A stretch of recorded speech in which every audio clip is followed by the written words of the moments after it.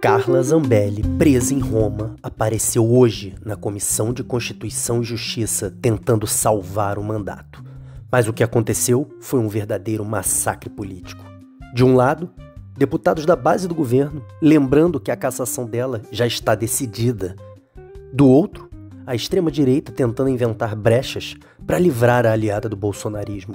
Fica até o fim, porque você vai ver Zambelli direto da prisão, fazendo perguntas ao hacker e recebendo de volta a confissão que pode enterrar de vez a carreira política dela. Já deixa o like, se inscreve, porque esse vídeo tá recheado de explosivos. Para começar, a deputada Maria do Rosário do Partido dos Trabalhadores foi direta. Essa audiência nem deveria existir. A decisão do Supremo é final e não cabe à Câmara reverter o que está transitado em julgado. Eu quero deixar registrado que o Partido dos Trabalhadores e a frente que compomos solicitou à mesa a declaração de ofício, porque nós estamos falando de foragida, de uma representada que não apenas é ré, mas é condenada. A deputada foi condenada criminalmente, por decisão unânime, a pena de 10 anos de reclusão em regime inicial fechado pela prática de crimes gravíssimos contra a fé pública, o sistema de justiça e contra a democracia. A ré, quando ré, ainda não condenada, teve pleno direito de defesa nos fóruns do Poder Judiciário. Nós estamos diante, portanto, de algo que nos parece indevido e inadequado, que é retomar o conteúdo do julgamento. Podemos verificar procedimentos, mas a medida da Câmara, em caso de condenação criminal, é meramente homologatória. E os casos pelos quais a ré foi condenada são gravíssimos, são crimes comuns e contra a democracia, e ela é uma foragida, que desrespeitou a Câmara dos Deputados. Não deveria mais e não deve ser chamada de parlamentar do Brasil. Na sequência, a deputada do PL, Soraya Santos, tenta aquela velha retórica da extrema-direita, dizer que deputado tem direito de rever, de questionar, de proteger os seus. Na prática, é só uma manobra para tentar salvar a Zambelli. Vossa Excelência garante o rito processual e garante o poder que está na Câmara, a competência da Câmara, essa decisão, ainda que condenado por outro poder, porque o outro poder não tem competência de tirar mandato. Ora, presidente, para votar seguramente, se nos cabe tirar para concluir.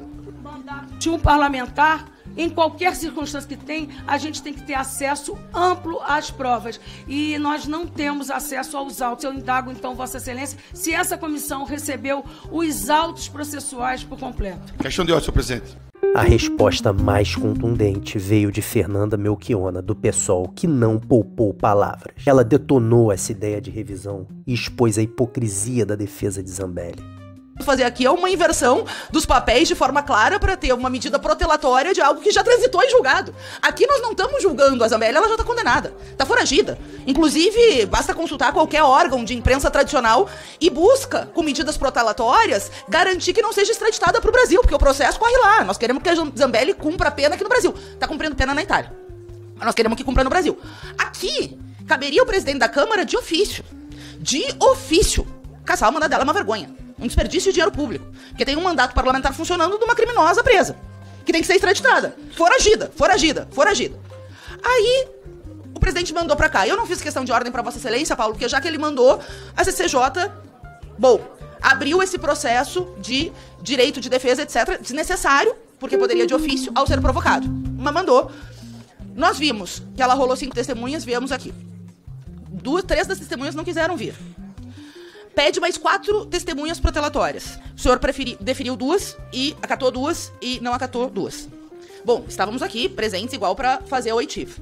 Porque é óbvio que ela tem que ser cassada, já demorou.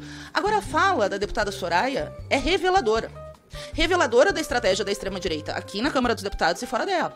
Nós não estamos julgando o processo que a Zambelli foi condenada. Se a deputada Soraya tem um problema com ele, tem que recorrer aos órgãos judiciais. Aliás, já transitou em julgado, demorou. Não tem mais tempo, mas aí é no judiciário.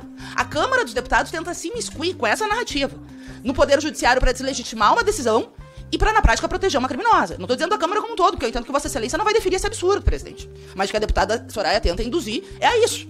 Como trata também uma narrativa da extrema-direita em relação a outros processos criminais que tratam, sim, de quem queria fazer uma ditadura, mas que foi derrotado. O golpe do 8 de janeiro foi derrotado.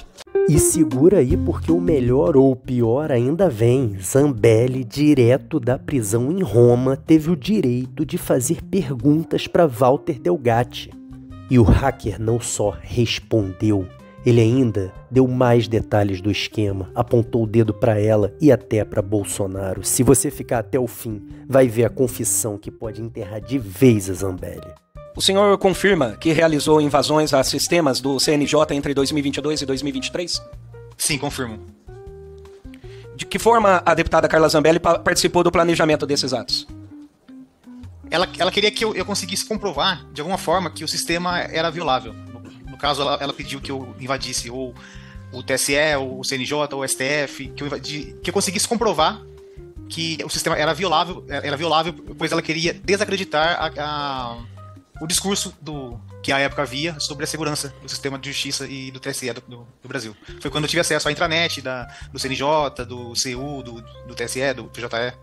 Agora dá uma olhada na cena. Uma deputada federal, fugitiva, presa na Itália, fazendo perguntas para o parceiro de crime, ao vivo na Comissão de Constituição e Justiça. Passo a palavra à deputada Carla Zambelli para inquirir a testemunha, por favor. Vamos lá. O mandado de prisão, que é um documento que foi encontrado no meu celular depois do acontecido, pela Polícia Federal. Esse celular, esse mandado de prisão, era um documento, uma folha, assim, escrito várias coisas, tal, pelo mandado de prisão do Alexandre de Moraes, assinado pelo Alexandre de Moraes. Perfeito. Essa folha, o senhor fez o upload dentro do CNJ, correto? Não, na verdade, é feito de forma digital, não é feito no upload. Ele é criado no sistema, não é feito numa folha. Ele é criado no sistema, inclusive eu fiz o mandado de prisão e a quebra de sigilo bancário, lembra? Foi a quebra de sigilo bancário que você impediu que eu fizesse, o bloqueio das contas do ministro e também no valor da multa que ele tinha aplicado ao PL e também o mandado de prisão, mas isso foi feito de forma eletrônica. Eletrônica como? Foi feito... Pelo site. Vamos fazer aqui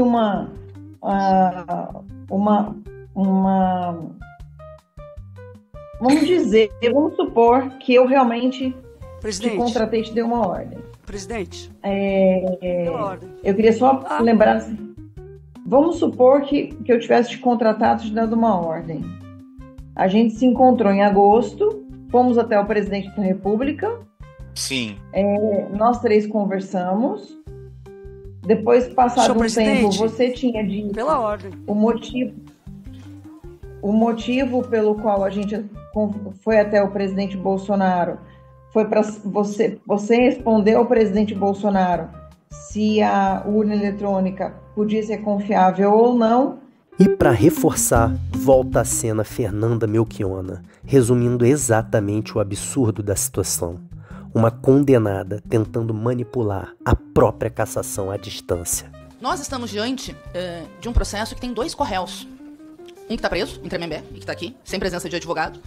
E uma que está foragida, condenada a 10 anos, com trânsito julgado, na Itália, que deveria ser extraditada. Só esclarecendo a Vossa Excelência que o advogado do réu Walter está presente acompanhando a reunião. Tá. Não, tá bem, presidente. Eu só tô mostrando que existe aqui uma tentativa do abuso de prerrogativa por parte da Carla Zambelli para tentar construir uma narrativa no sentido de, mais uma vez, buscar uma impunidade por algo que, na minha opinião, presidente, já deveria ter sido deferido de ofício. Ela foi condenada e julgada, em trânsito julgado. O que nós estamos discutindo aqui, e que poderia ter sido de ofício pelo presidente da Câmara, é a cassação do mandato da Zambelli a partir da condenação dela. Nós não estamos julgando o processo. Eu quero deixar isso, porque da forma como foi posta, parecia que nós estávamos julgando o processo. Se nós vamos julgar o processo, eu vou ter muitas perguntas para fazer para Carla Zambelli. Como, por exemplo, que ela não tá aqui, né? Tá foragida e ainda não veio pro Brasil responder os crimes pelos quais foi condenada. Mas eu quero deixar esse registro, porque senão a gente inverte a lógica e busca criar, na Comissão de Constituição e Justiça, uma prática de abuso de prerrogativa para tentar, defender uma foragida.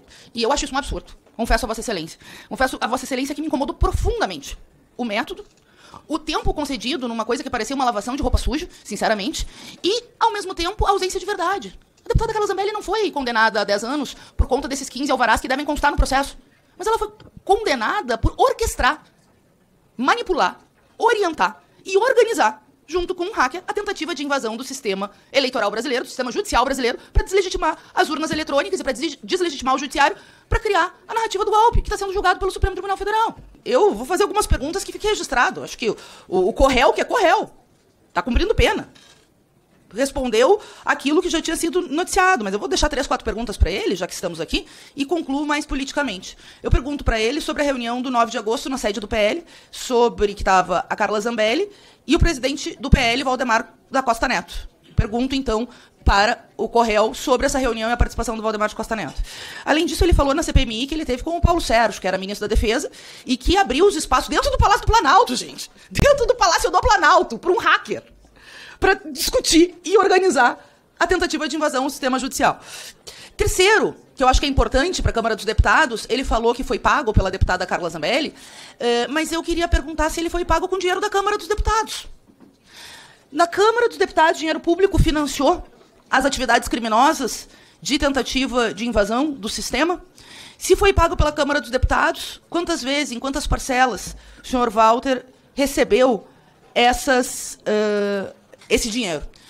E concluo, então, presidente, deixei 3 perguntas ao Walter Delgatti, concluo de novo, dizendo sobre a minha inconformidade com a ausência da Zambelli no Brasil.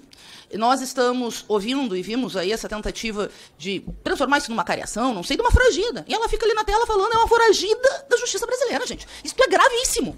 É gravíssimo, uma foragida da justiça brasileira que tem que ser extraditada para o Brasil para cumprir pena da qual foi condenada, transitou em julgado, que por óbvio tem que ter um mandato cassado para ontem, isso para mim é o básico, mas da minha inconformidade de ficar ouvindo criminosos pela tela ali, foragidos em outro país que deveriam estar aqui, como se inocente fosse, tentando criar uma narrativa para justificar a não cassação do mandato dela, e lamento muito, relator, durante a sua oitiva, vou deixar o registro, o senhor vai ter, tem todo o tempo do mundo, pelo visto, o senhor parecia mais advogado de defesa da Carla Zambelli do que do relator de um processo sério diante de uma foragida bandida criminosa.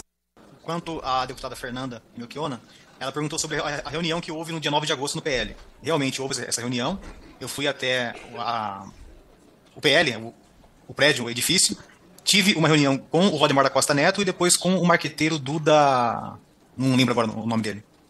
E eles queriam que eu desse uma entrevista, e nessa entrevista eu atacasse as urnas, e também que eu fosse no 7 de setembro daquele ano e levasse uma urna com um código-fonte meu feito, e que eu alterasse, que assim as pessoas pudessem ver sendo votado em um candidato e a urna dando um resultado diferente disso. Essa audiência foi histórica. Mostrou uma deputada abatida, presa, tentando manipular seu destino político, e um hacker confirmando que tudo foi feito sob as ordens dela. Então comenta aqui o que você achou desse embate, compartilha esse vídeo e não esquece de se inscrever no canal, porque a saga continua e cada semana tem capítulo novo.